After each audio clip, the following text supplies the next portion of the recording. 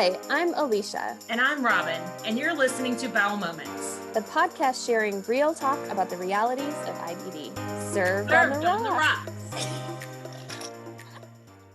This week, we talked to Joshua Samudre. We talked to him about being a medical student with ulcerative colitis. We talked to him about his advocacy and Camp Oasis volunteering. We talked to him about being shy about sharing his IBD story, but how impactful it can be when you decide to break out of your shyness. And we talked to him about bidets. Cheers. Hi, everybody. Welcome to Bowel Moments. This is Robin.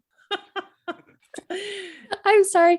Hey, guys, this is Alicia, and we are absolutely delighted to welcome Josh Samudre to the show. Josh, welcome. We're excited to talk to you. Before we hear your story, we always ask, what are you drinking? Okay, so to play off of that, I'm drinking Josh wine right now. Oh, hey. Love Yeah. it. Didn't realize you were a winemaker in addition to a med student. Only Josh wine, honestly, and it's good wine, and that's why I'm drinking it. What kind of wine is it? I saw white. Is it? So that kind of plays into how little I know about wine. It's a Sauvignon Blanc. Oh, that's my favorite. I love Sauvignon Blancs. Yeah, Yes, I'm a Sauvignon Blanc girl. Robin, what are you drinking? I am living large and drinking. You just watched me pour some Jameson into my coffee. So I'm having coffee and Irish whiskey. Cheers. Oh, I thought it was just straight whiskey. I was like, Robin is ready to party today. So, I mean, it is Friday. So It is Friday. No. I bought myself a bottle of Campari. So now I feel compelled to drink only Campari cocktails. So I'm drinking a Campari spritz. So this is what my big glass of pink liquid is. And anyway, so cheers, guys. Cheers. Oh, it's a little bitter. Oh, okay. Oh, I'm not sure how I feel about this one. I'll go back to the Negroni, I think, but I'm still going to drink it. I'm still going to drink it. It's, I don't waste alcohol. Josh, again, we are so excited to have you on the show. So next question for you is, tell us your IBD story. What brought you to our IBD community? Yeah, so I kind of want to go back to the first time I heard about Crohn's disease, and that was in middle school. And I was starting a new school at the time, and there's just one kid who was there for 2 weeks, and he just never showed up again. And he got Crohn's disease from what I heard. And then he got homeschool after that. So I had a super negative idea about IBD. I was like, wow, this is a really debilitating illness that I'd never want. Fast forward a few years, I'd have bloody stool every now and then in high school, but I never really thought much about it because it'd go away after a while. And well, I would kind of hope and pray that it'd go away. And it did every single time. And my sister was in med school at the time, and I would tell her about it. And she's like, yeah, that could be Crohn's or colitis. And I'd be like, oh, I hope I don't have that. And then it'd go away, and I kind of forget about it. And then I think in college, it'd probably show up a little more. And it happened when I was stressed out during exams. Still, it'd always go away. The time that it didn't go away is when I was actually diagnosed. It was my 4th year of college. So before school actually started, and I think I was studying for an entrance exam for med school. And, the blood was way worse, and it was a lot more painful. And it got to the point where I was like, hey, I think I should just probably go to the ER. And it actually just so happened that was the same night as block party in my college at UVA, University of Virginia. And so there's a lot of people who were in the ER for alcohol poisoning and all that fun stuff. So I ended up having to wait there for 7 hours, and it was just not fun. In general, just being kind of in pain. I was texting my sister, and she's like, oh shit, I hope this isn't Crohn's. And I finally got seen. So they did the stool test, and it's just blood, and then a digital rectal exam. And the ER doctor there was like, oh yeah, there's blood here. And I was like, yeah, of course there's blood. I've had this for a week now, And so there's a fellow on call at night, a GI fellow, and kind of did some tests there. And I came back a week later into the clinic, and the attending who saw me just told me he actually came into the room and said hey, God just made you a little different. And I thought that was kind of a weird thing to say to start off, hey, you have this disease that doesn't really have a cure, ulcerative colitis, you never heard about it before. It's the same thing as Crohn's disease, which is something that you thought was the worst thing in the world. And it was my last year of college too. So a lot of my friends at that point were kind of just chilling and, checked out, enjoying their last year. And here I was having this chronic disease that I may have I don't think I engaged in a lot of healthy habits for someone who had a chronic disease. I definitely pretended I didn't have it. I didn't talk about it too much. I was definitely kind of shy because those are symptoms that, in general, people are just kind of shy to talk about.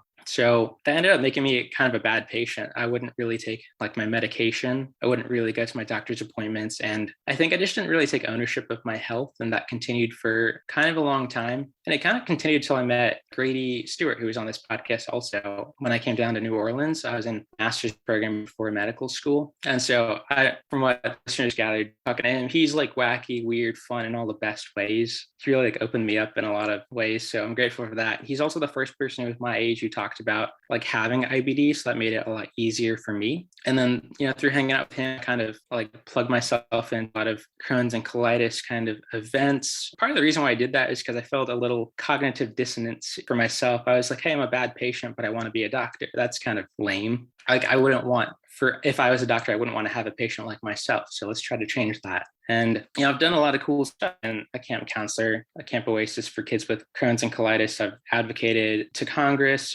congressional staffers, IBD Day on the Hill for like policies that affect not just people with Crohn's and colitis, but also other chronic diseases. I'm like on a research stakeholders committee. So I get to vote on research proposals, but like have a patient perspective on all of that. So it's been a lot of fun. And I think, that's where I'm at right now with my IBD story. I think it's great that you have come to the realization that you do have to take ownership of your health. I think that's really hard. And I think I may have said this on a previous podcast too. I think in particular, younger men like you are particularly bad at pretending like they don't have a disease and not being very compliant with medications and stuff. So it's probably good that you learned this and you worked on this as you're becoming a doctor so you can help other people with this. Talk to us a little bit more about, let's stay with med school for now. Talk to us a little bit about going to med school. So had you always wanted to be a doctor even before you were diagnosed? And then how has it been coping with your IBD while you're in medical school? Because that's really stressful and challenging. And so let's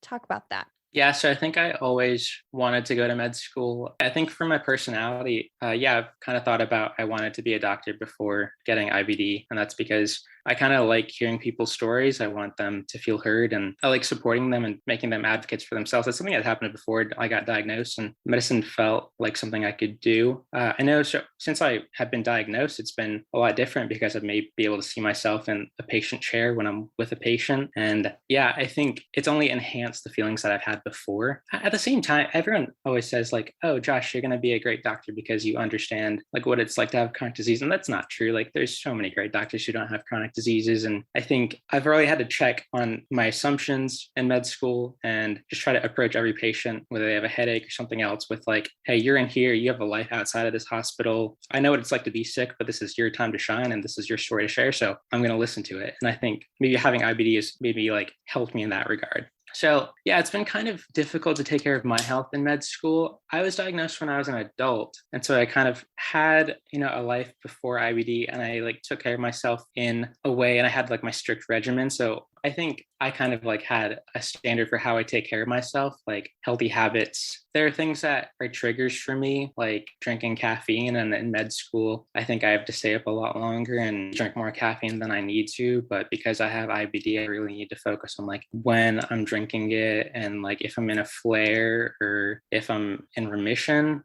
It's been a learning process. I feel like it's going to continue to be a learning process, but I don't know. I'm going to jump in right now and say that I loved it when you said that it is the patient's time to shine when they are in front of you at the hospital or ER, doctor's office, wherever you're talking about, because I have never thought about going to my GI appointment or seeing any kind of doctor as my time to shine. And I am going to think about it like that from now on, 100%. I'm gonna be like, here I am, jazz hands. It's my time to shine. I mean, honestly, like that's it. That's my new attitude towards doctor's appointments from now on.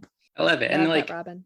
Kind of have to, because I learned this in camp at Camp Oasis, and you can't really share your war stories with people because that makes other people less likely to share their own. So I'm not going to talk about like, oh, this was this time that I was sitting on a toilet for 10 hours and like you were only sitting on there for 7 hours. They're completely different situations. And I think it's really like not my time to share my experiences, but I can use my experiences to have a better like interaction with my patients. And I think there's a time and a place where you sharing your story is going to be valuable to somebody who needs to hear it in that moment. I think it was our very first conversation with Stacy that she was, or was it Sam? One of our early guests was talking about working within a hospital setting, and there was a patient that was needing to get an ostomy, and at that time they were living with an ostomy, and this patient was just so broken up about needing to get an ostomy. It was Stacy. Thank you, Robin. So broken up about getting to and so scared about getting an ostomy. And, she decided in that moment to share her story and to be able and to share that she had an ostomy and what quality of life it had given her back. And I think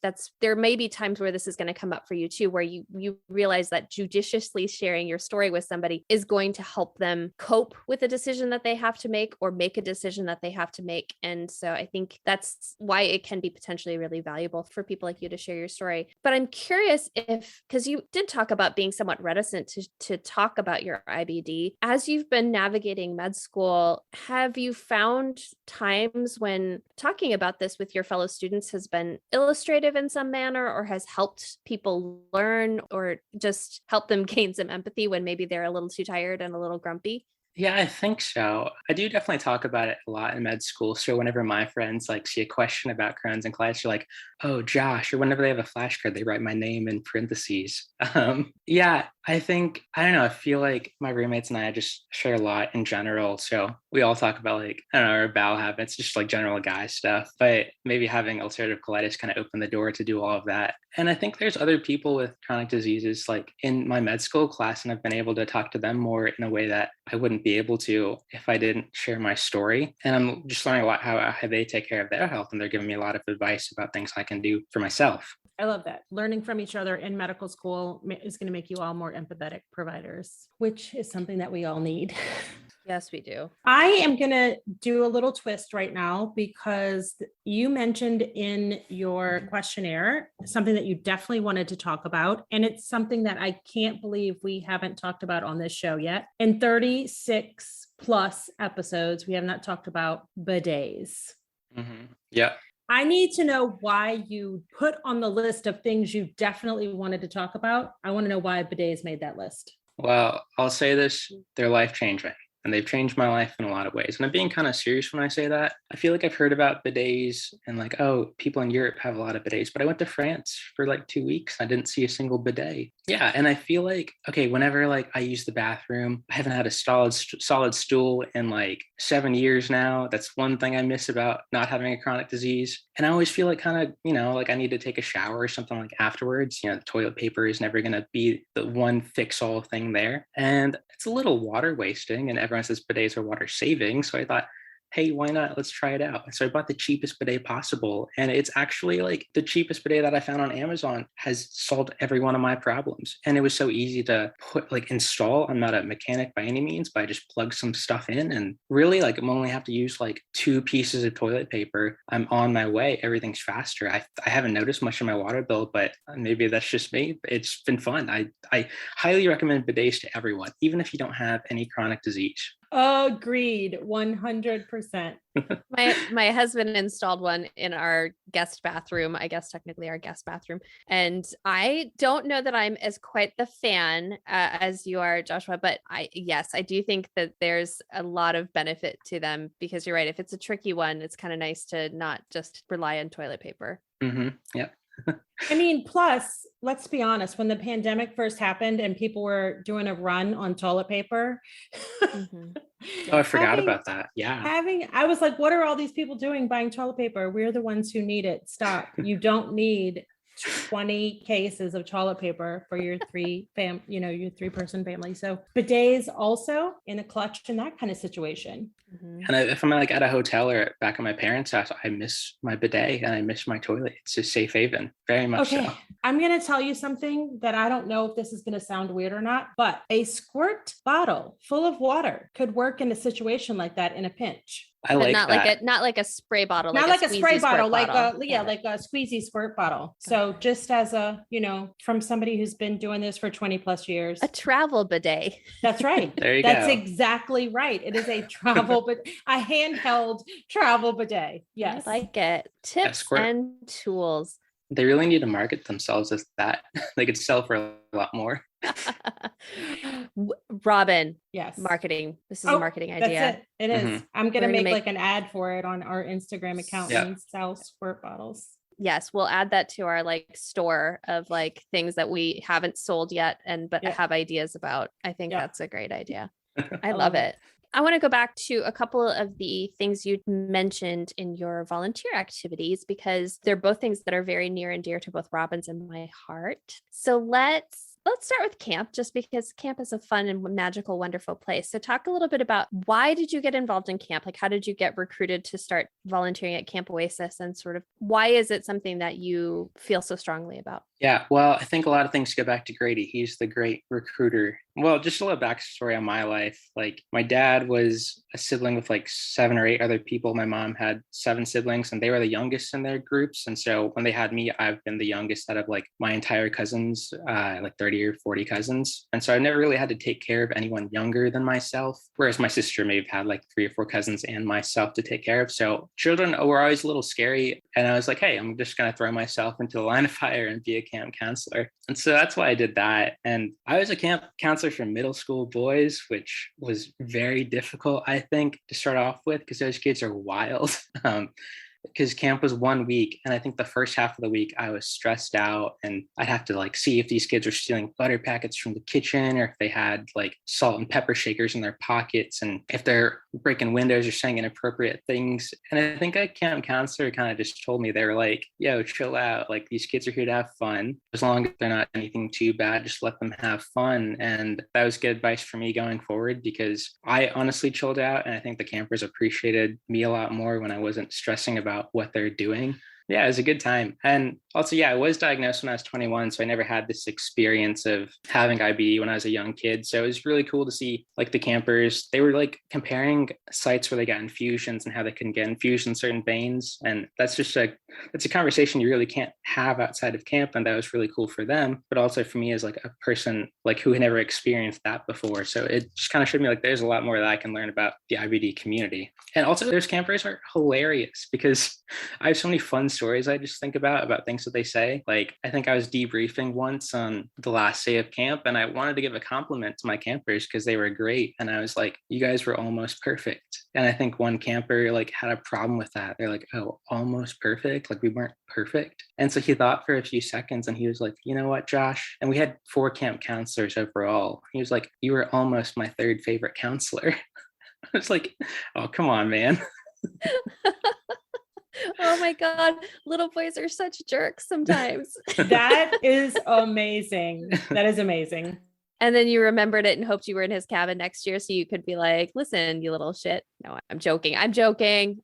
Oh, for sure. Yeah, absolutely. But the thing is also, like, I'm only seeing them for 1 week out of the year. They change so much from year to year, and their personalities become so different. So that's also another part about like having continuity and coming back to camp. Like, some of them are just different in general, and it's fun to see how they're growing with like their school years and also like having IBD. Yeah, it's a good experience. I love camp. Yeah, Robin and I both love camp as well. We think it's really just such an experience that I think cannot be replicated anywhere, no matter how much, like, yes, support groups are great for kids. We're really glad that they exist, but it's different when it's just, you're in the same place at the same time, you're sleeping in the cabins together, you're having that organic conversation as you're hanging out or walking or doing things together. It's just a completely different experience. And so I'm really glad you did that. And I think it's great to have somebody like you as a camp counselor as well, because you are, unlike some of the other counselors who are much more boisterous and outgoing, you do tend to be a little more reserved and thoughtful. And there are kids that are going to identify with that and be able to say, you know what, like Josh is my guy, like I can relate to him. And so you need all types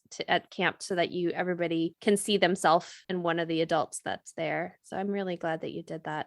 I'm curious if your experience at camp has has influenced the type of medicine you want to practice, and or if you want to have children of your own someday, or whether you've decided that kids are not for you outside of camp? Yeah, I think it gave me a lot of confidence that I could probably like interact with kids. I don't know if it's in some ways, like I have no clue what being a parent's like, so that's obviously way different. But I think the way that I interacted with campers was just like a very like cool, like I don't really have to take care of you that much, but I can monitor the things that you're doing. And that's just not what a parent is. I did a pediatric rotation and I was kind of deciding like, hey, do I want to do peds and do I want to be with kids? But I think a lot of my experiences were when I was an adult, and I think I've just, whether I do GI or not, I think a lot of like things I know about sickness are when I've been an adult. So I want to interact with people who are kind of going through that in that period of time.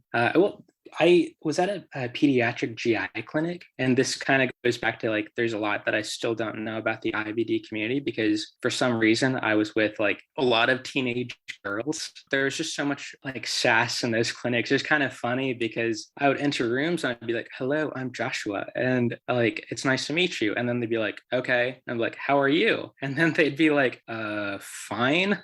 And I'd be like, okay, this is going to be great. Yeah. Oh my God. Teenage girls are such bitches. I'm sorry. Speaking as a former teenage girl, like I was about to say awful. they're the worst. The worst. If you want to feel bad about yourself, go hang out with some teenage girls, honestly. And speaking as the mother of two, well, they're now in their 20s, but I raised two teenage girls. So yeah. It's hard not to internalize it and feel like you're doing something wrong. It was like, should I come in and be a little more solemn? Like, hello, it's nice to meet with you. Do you want to talk with me right now or no? No, you'd get even more disdain for that. I feel like it would have been nothing but just dripping with sarcasm on the way out. So, oh, wow. That's a hard group. That's a hard group to deal with. Yeah, middle school boys were easy looking back on it. If all you have to deal with is stolen butter packets and stolen salt and pepper shakers, it's better than getting your feelings hurt on a like hourly basis with a bunch of teenage girls. I know. Oh, how funny. I mean, I wouldn't blame you for not going into teenage girls medicine. I'm sure that's not a specific genre, but same thing. Okay. Other thing you talked about is Down the Hill. Again, it's a love of both Robin's and mine, but yes. I think perhaps that we've talked about this in a way that people may not know what we're talking about because we know it so well. Talk about, so when this was proposed to you and you know, this Day on the Hill concept kind of came to you, can you talk us through sort of what is it like to participate in it? And why did you enjoy this? Why is this something you wanted to talk about? Yeah, so you go to Congress and you go to your state's representation, whether that be like the Senate or the House of Representatives, and you talk to staffers there, and you're with the team of people in your state or your community, wherever you're at, and you talk about bills that are affecting people with IBD, and you want them to sponsor them and support them because they're going to help you out. I don't know if I should go on specific bills, but there's step therapy. So that's one that we've been pushing for a while with Day on the Hill. And step therapy is you have to fail in a sequence, like you have to fail the lowest rung of drugs or something that may not be suitable for your own health. And you have to keep on failing before you actually get something that you need. And during that entire time, your health could be deteriorating a lot. And I think a lot of GIs know where you need to be in your treatment, but they are frustrated because they can't get there because of these policies. So that therapy reform is working with like your gastroenterologist, with the insurance companies, and getting you the right treatment as quickly as possible. So that was one of them. And then I think the other bill that we've been doing for like the past 5 or so years that I've been on Day on the Hill is the Medical Nutrition Equity Act. And so I think for a lot of kids who are on steroids and those are really bad medications for them long term, like there's kids who are like 8 years old who are having hip replacements, and that's just for their quality of life, that's terrible. And so there's certain like foods and nutrition, like rehabilitation things that doctors can actually prescribe that don't have those side effects, except they're not covered by insurance companies. And they're pretty expensive if they're not covered. So having them covered would really save kids a lot of the side effects of steroids, and it'd give them better health outcomes overall. So there's like 2 bills that we've talked about with Day on the Hill. And it's really cool just in general to talk to, sometimes we met like people in the Senate or people in Congress and taking fun photos with them. We talk to the staff a lot, and it's just a good place to practice sharing your story because it matters. And I think everyone who we've met I don't know if I've had like a negative view of politics in general, but they've seemed really receptive to what I've had to say. And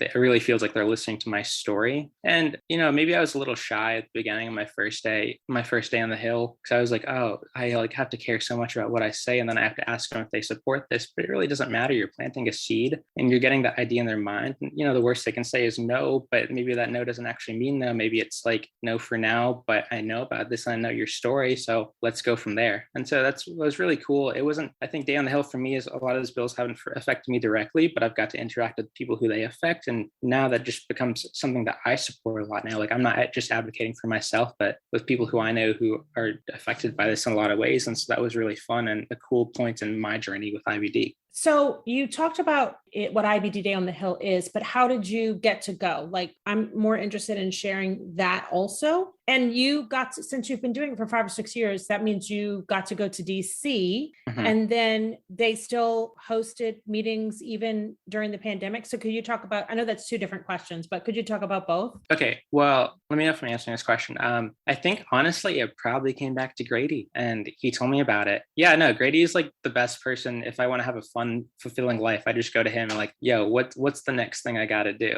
And he'll be like, have you ever juggled? I'm like, okay, let's do it. Let's juggle. I think he told me about it. He had a great experience the year before and he told me like, hey, you can come to DC. And so that's kind of where I started with it from him. Did I answer the first part of your question? Yeah.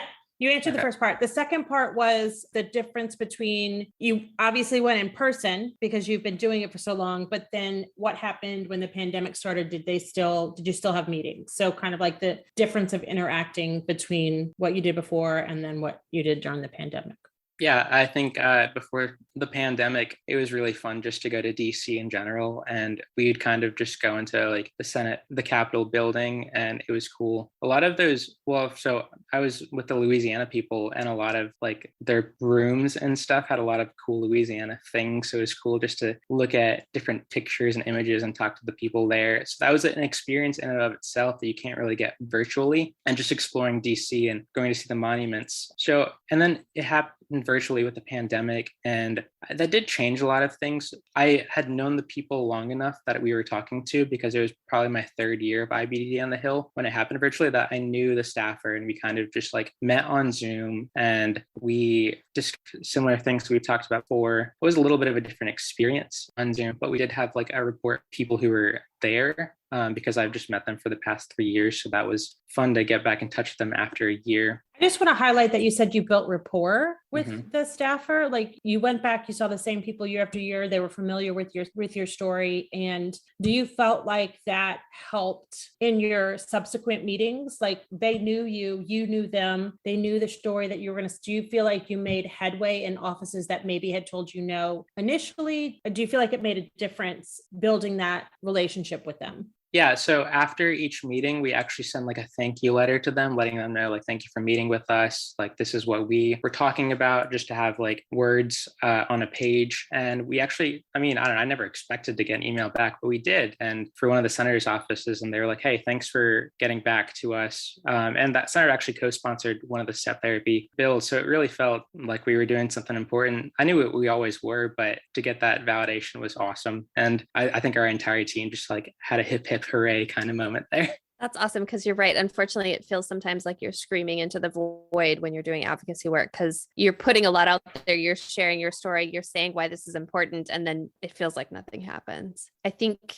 that's been a struggle of mine. Like, I've been an advocacy volunteer for a long time and have worked professionally with people like you to go do days on the Hill and stuff like that. But I always am afraid, because things move so slowly in the advocacy world. It feels like you've been talking about the same thing forever and ever and ever. And so I worry that people get frustrated and demoralized by working on the same bills over and over and over again. So has that been your experience? What is it like on your end to try to, like, because you said, we've been talking about step therapy for 6 years. Yeah, I think as I've been going over the years, I've just gotten to know a lot more people who step therapy has affected just in the IBD community. So like, it only invigorates me a lot more. Like, hey, I know X, Y, Z, like Paul, like this person and this person who've been affected by this. And I don't think it's really ever been like, oh shoot, we're going to do this again and they're not going to say anything, because I was like, again, like the staffers are really nice. It really feels like I'm building like a connection with them. And yeah, I don't think it's ever felt like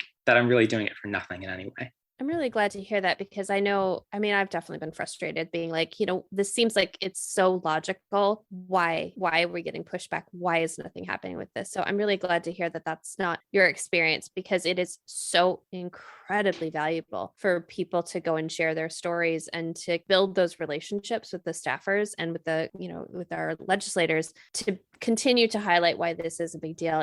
We've got a lot, we're lobbying against big lobbyists. And so, patient stories are what's going to highlight the needs. And that's the only way, I don't know, people like me who don't live with a chronic illness can go and tell you facts and figures till the cows come home, but it's people that can really highlight the needs of this that are going to make change. So sorry, I'm on a soapbox. I'm going to get off my soapbox. Well, like policy takes so long in general, and even the people that we meet are like, I mean, like gastroenterologists who like don't have IBD, and they're like, yeah, this sucks. And I've had patients this has affected a lot, and even the people that we meet on the staff are like, yeah, this sucks. I've seen you guys over the past few years, and we're trying our best. And I think just having the understanding that it's a race, and the tortoise is going to win, not like the rabbit, and like just keep on continuing and pushing, and that's what's important. I'm going to do a little PSA right now too. If you don't feel comfortable like scheduling a meeting in person with, your legislative representative, you can email, you can call the office and leave a voicemail. You can put a link on your social media to encourage other people to reach out to their senators and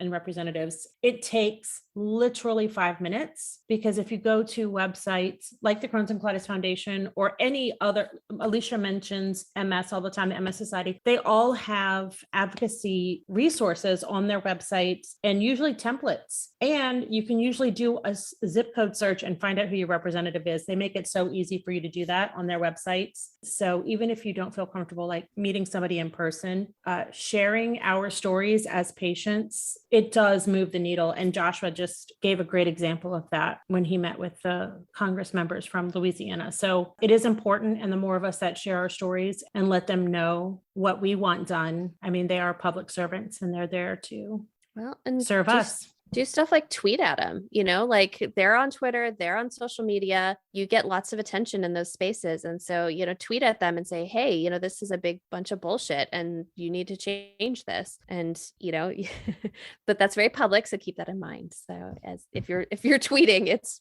pretty darn public, but I just think this is so important to do. And you're right. It can feel like a really big deal. And I mean, Josh, I'd be curious to get your take on this, because I know that there are some people that are super intimidated to go and share their story. And that's like, it feels like this big monumental task to go talk to people who work in legislative offices and to share your story. What do you remember of your first meeting on Day on the Hill and your thoughts going into it, and sort of how has that evolved, and how do you help other people as they're going into their first time doing their visits? Yeah, so I definitely get shy in a lot of public speaking atmospheres. And I think I prepared everything I was going to say on a piece of paper, and I memorized it, and I was like, well, if I mess up on this word, how am I going to recover? And I was overthinking it. And, honestly, I probably went into those first meetings and I flubbed a lot of words, and I don't think anyone noticed, to be honest. And people hardly remember the mistakes that other people make. They remember their own. And I think it's okay just to do that, and it's okay to quiver in your voice, but you're taking a step and you're going to take another step the next year or the next day, and you're going to keep on taking steps.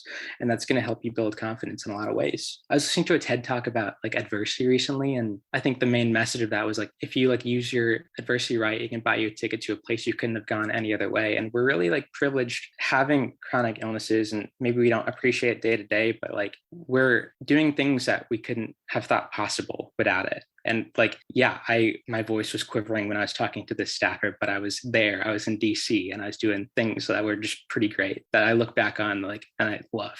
I love that you shared that. I really do, because you're right. I think people do get really intimidated and they're afraid to mess up and they're afraid to sound nervous, but that just frankly endears you more to the staffer. I think in a lot of ways, they understand. I mean, this is they meet with people all day long, and it is incredibly difficult in a lot of cases to share your story and to put yourself out and to talk about how important this is. But I think even letting your mistakes shine and letting your voice shake is a way to really highlight highlight why this is so gosh darn important to you. You know, like this is your life you're talking about. You're not just talking about like, I want a speed bump outside of my house, which by the way, I do, but like, you know, you're not just talking about that. You're not just talking about the fact that people drive too fast on your road. You're talking about your life and your healthcare. And that's why it's important to like, let yourself get passionate and let yourself be nervous in these situations, because, you know, like they've got to realize this is affecting so much more than just you, so many more people than just you. I am curious, since like you are in the healthcare space, you know about, I mean, you already have advocated for step therapy, you know about it probably yourself very personally. Have you started to see this in your practice as you're working with patients more? Are you starting to bump up against some of these insurance issues that are a lot of the things that we have to go and advocate for? Yeah, I think there's so much more to social work than I ever realized kind of in medicine. And a lot of the stuff that I'm doing, like calling families and trying to just like get people, well, I think, yeah, I don't really have like a specific example, honestly, so I could personally share, but I think I've seen a lot of bureaucracy in medicine that takes away from like the one-on-one interaction with your patient and your doctor that I went into medicine for. I think that is a frustrating part about being a healthcare professional, is so many people go into it like you, wanting to help people, and that's the reason they're doing it. And then and then bureaucracy gets in the way, and it can be, again, demoralizing, you know, to kind of have to, and frustrating to have to realize that a chunk of your job is just going to be like navigating the stupid system, you know, and helping patients navigate the stupid system. And so I think that is a challenge for a lot of people. I want to take us down a slightly different path. I want to ask you about your fun fact. So we ask our guests to share fun facts with us. And honestly, sometimes we get to them and sometimes we don't. But with yours, I specifically wrote it down to talk to you about. Because why? Okay, please tell everybody your fun fact. And then please explain this. Yes, please explain it. Is it that? I thought it was a normal thing that people do. Yeah. So. Then please explain why you think this is a normal thing that people do. So it was honestly like a long time ago in college, a lot of people were becoming like ordained ministers through this online site called Universal Life Church. I don't know anything about this church at all, but I paid $10 and I got a certificate. And at the time, everyone's like, oh, you can like do marriages. And I was like, oh, that's cool, but I'm never going to do that. And then the pandemic happened, and I think a lot of people were trying to get married during the pandemic and they weren't able to do it in like a church or wherever they wanted to. So someone asked on my Facebook page in New Orleans, like, hey, does anyone know a place where I can get married? And my friend just jokingly put my name down. So I was getting a lot of like DMs like, hey, can you do this? Like, please, I need to get married now. And I was like, I have no qualifications for this, but we're going to run with it and we're going to be weird and I'm going to help some people out. And so I found some scripts on this Universal Life Church website on how to perform marriage ceremonies. And I got to say, all I really needed is a signature, but it's been fun. It's been a fun little fact and something that I never thought I'd do. And it's honestly, it's very easy. So yeah, it's at first it started out as a joke, but it's become something that I do. So, okay, when I was in college, my friends and I were not like, okay, let's become ordained ministers. Like that was not something that we were, not even as a joke. So I need to know more about this, Josh. I need to know more. Yes, exactly. Why you say that lots of people were doing this, but like, I'm sorry, but like in what world were you all just like sitting around, like having a beer and going, you know, what's cool? Ordination. I think so, yeah. In the same way that kids have TikToks now, and I have no idea what a TikTok is. It was just it was my time and place in college that we were being ordained ministers, and I guess that wasn't y'all's experiences, but yeah, that was it, totally. This makes me love you even more, Josh. I mean, seriously. And I hope everyone is able to do this now often that they've heard this story. I love also this was like $10. Like what a deal. What a bargain. Do you have to do continuing education on this? Like, you know, because as somebody who's licensed as a social worker, I have to do continuing education to keep my license. Do you have to do that to keep your ordination? So I try to keep my knowledge of what I'm doing as far away as possible to what I'm actually doing. I sign papers and I never get any pushback for it. Oh my God. Okay. So, ask your question, Robin. Go. No, I was just going to say, so this is like your side hustle now, like marrying people. Yeah. Absolutely. Do you charge people money? No, because it's so easy for me to do. The pandemic's You been hard. You need to recoup your $10. That's right. You need to at least recoup your $10. The pandemic's been hard on so many of us. It's just my way of paying it forward. You're such a sweet man. Okay. That is so funny. So what has been and you obviously, and maybe you won't, maybe you're not willing to say this publicly, but I'm curious what the like wildest or strangest like weddings requests that you've gotten have been. They've actually been pretty tame. I think a lot of people just want signatures. Some people have like fun, very small ceremony, because usually weddings are in big churches, but we're just doing little things in houses, and we can dress wacky and fun. And I can wear a centaur costume, and wear a cowboy hat. And maybe that part's not very normal, but it's yeah. I love that you say this as if any of this is normal. Like, it's not normal to be ordained. It's not normal to wear a centaur costume. Lots of people wear cowboy hats. I'm going to give you that one. But the centaur costume and the ordination are not normal. Well, it's also New Orleans, and weird stuff just happens in New Orleans. So this is true. This is very true. I forget that. Yeah. This is normal. Now I feel like, okay, this is normal now. Okay. Stuff that happens in New Orleans. Yeah, who knows? Maybe the college kids now are starting to become ordained ministers again. It's cyclic.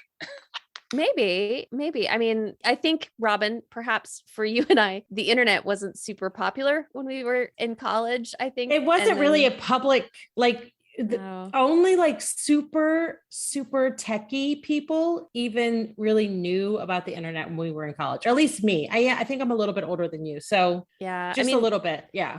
It was a little less techy, but it wasn't like we still went to the library to research stuff on a pretty regular basis. So with a card catalog, stone tablets. Yes. When I was in college, no one had a computer, but my roommate had a word processor. Ooh.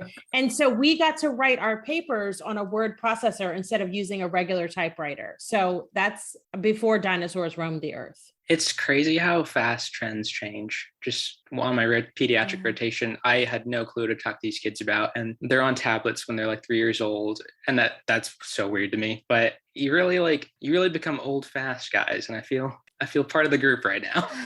Bless. Yeah. And you're so much younger than we are. Yeah, I'm curious how the next 20 years are going to go with like technology and how we really solve that. Well, and I also wonder about I don't know, I'm thinking about just like physiologically, like how many kids spend all of their time now hunched over on tablets and phones. It's crazy. I never thought about how much it happens. It's pretty scary.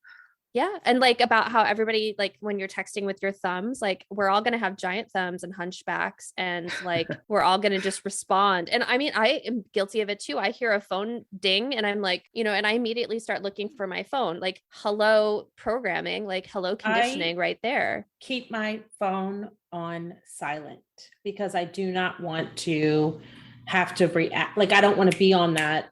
If it dings, respond. If it dings, respond. I just keep my phone on silent. Yeah, it's really fucking scary, to be honest. But I say as somebody who's currently hunched towards my computer. I went and got a massage this week because my shoulder blades are so like tight in between there, because I spend most of my time hunched forward like that. Oh, that was a weird foray. But I think our postures are better for it right now, right? We're sitting up straight. Mm-hmm. I'm still not, but the one thing that I wouldn't mind chatting about is just because, so you were diagnosed in college, so you were you were not in New Orleans, you were at UVA, right? Yeah, I was at UVA. Okay. Yeah, I mean, I guess I could talk about, I didn't really talk about before going down to New Orleans and meeting Grady. Yeah, I'm curious about the transition between your undergrad and graduate, because you did have to move across the flippin' country. So what was it like moving down and reestablishing yourself someplace new, finding a new medical team, all of those sorts of things? How'd you go about that? Oh, I guess it's actually a full story in and of itself. So don't be mad at me if I didn't talk about it before. I just wasn't really thinking about it.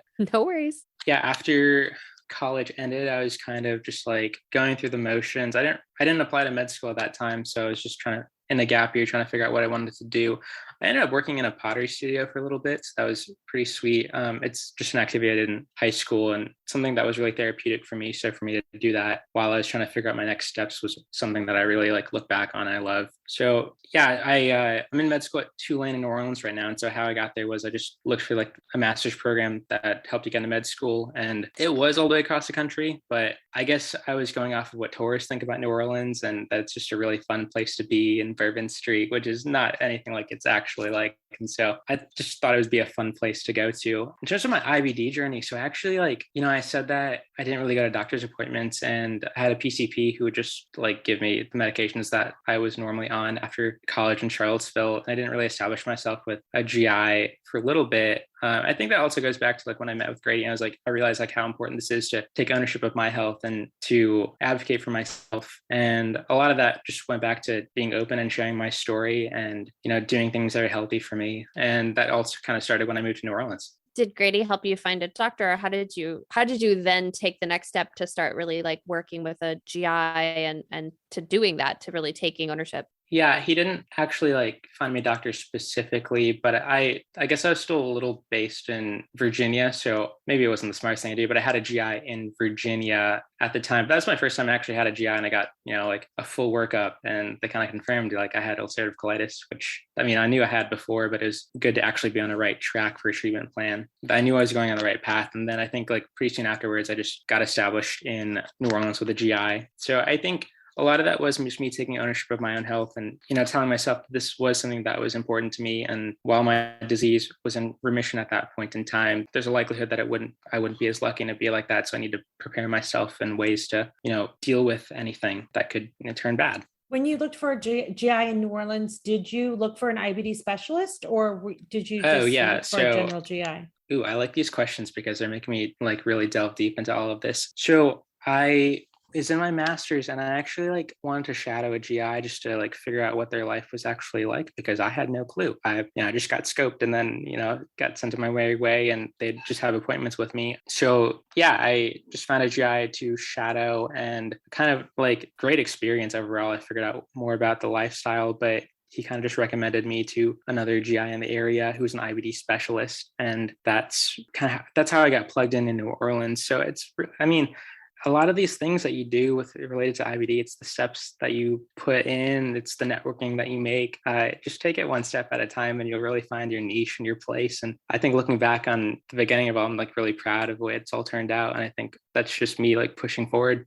I think you're right. It is what you put into it. And if you're putting effort in to learn about your disease and to seek out the best partner for you in your healthcare, whether that is a community GI or whether it's an IBD specialist in a university setting, whatever it is that works best, I think it will pay you back, for any effort that you put into it twofold. I want to back us up quite a ways because I realized there was a question I wanted to ask you, but you said you come from a very large family. Mm-hmm. So yep. I'm curious, how was your disease accepted by your family? How was it, what was their reaction to you getting this diagnosis? Has anybody else in your family had ulcerative colitis? Like, what was their response? Yeah, I think going back to Tina's episode, she talked a lot about cultural stigma in the South Asian community. I don't think I maybe had anything that was super like stigmatizing with being Indian with having ulcerative colitis. I do remember in the beginning when I was diagnosed, my mom came up to stay with me for like a week or two just to like get me situated with like this new disease. And I kind of felt like a little guilty because she felt like it was something that she did, and I was like, no, it's nothing. And I was also like confused a lot back then too. So I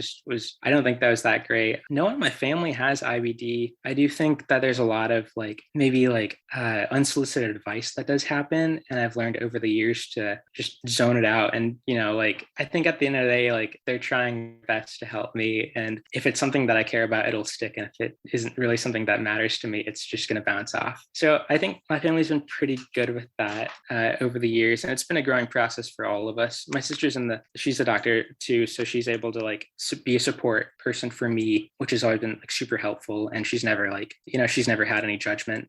So I've never really felt like in my family that I have been super on an island, even though I've been the only person with IBD. Like if I really like had to think about it, they've been good. I mean, I feel like family in general is full of unsolicited advice, regardless of whether you have a chronic illness or not. And then you add, multiply that by, 8, 7, 6 different siblings and cousins. And I think that's a whole lot of unsolicited advice that you're getting about every aspect, I would imagine. Oh dear. Well, Josh, this has been such fun to talk to you, but we are running out of time. So last question for you is, if you had one piece of advice for our IBD community, what would it be? Yeah, I think when I first was diagnosed, I was pretty shy, but, through all the things I've done, I've really broken out of my shell. And I think I've realized is you don't really need to be like a giant or a big name in the IBD community to share your story. You don't really like have to have the most followers or be an eloquent speaker, nor have the hardest journey. It's your story and it matters. And there's a lot of faces and perspectives to Crohn's disease and ulcerative colitis. And you could be a patient, you could be a caregiver, a researcher. You don't even have to have this disease, but whatever your connection may be, whatever stories you have, just own them and tell them, because you never know who's listening and your voice deserves to be heard. And maybe along the way, you might be surprised by how impactful it can be. And I know I certainly was. I love that so much. When I read it, I was like, I smiling to myself when I read that on the questionnaire. That's one of the things that Alicia and I try to do with this show is, share people's stories, amplify their voices, because you never know the impact that your story is going to have. And your story is going to have impact. Thank you, Josh. Absolutely. And I think, Thanks, we have to share everybody's stories, because I think a lot of people will relate to what you're talking about for sure. And I appreciate you saying, because as somebody who doesn't have IBD, but that has apparently decided I'm in this community, whether you guys like it or not, Sure. I appreciate that, because, I don't have an IBD story to share, but I definitely want to help other people tell their stories. And so I think it's nice to hear there's a place for us too, that we're not entirely just infringing on everything you guys are doing. I'm just horning in over here. I won't let you leave anyway. Oh, thanks. It's because I do the editing, though. That's really why she's saying that. This She is doesn't true. want to do that This part is of it. This is very true. I understand it. Don't worry. Well, Josh, again, such a pleasure. And so I'm going to grab my glass and say thank you, everyone, for joining us for Bowel Moments. Thank you, Josh, for being our guest, and cheers. Cheers. Cool. Thanks, guys. Hey, guys, this is Josh. If you enjoyed this episode, please rate, review, subscribe, and share with a friend.